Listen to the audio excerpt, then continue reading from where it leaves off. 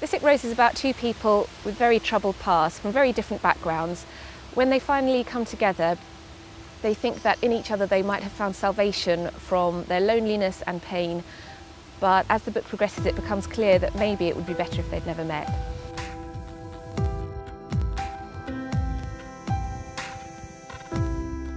Paul is in his late teens and his childhood has been blighted by the early death of his father and then dominated by his friend Daniel, who leads Paul into a life of petty crime. Louisa is still scarred by a relationship that she had when she was in her late teens with a man called Adam.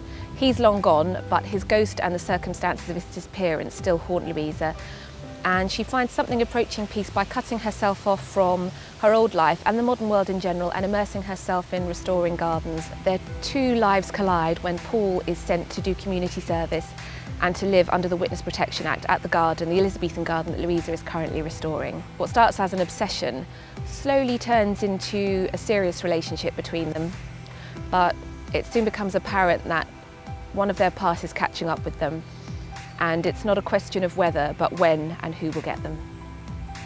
The inspiration for this story came from several places. Part of the action is set on the Essex estuary near where I grew up, and I went through phases of watching hour after hour after hour of programmes about garden restoration, about historic buildings that were being brought back to life.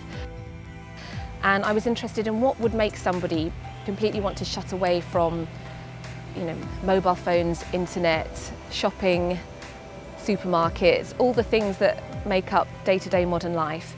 And the more I thought about her in her present environment, the more her backstory seemed to evolve.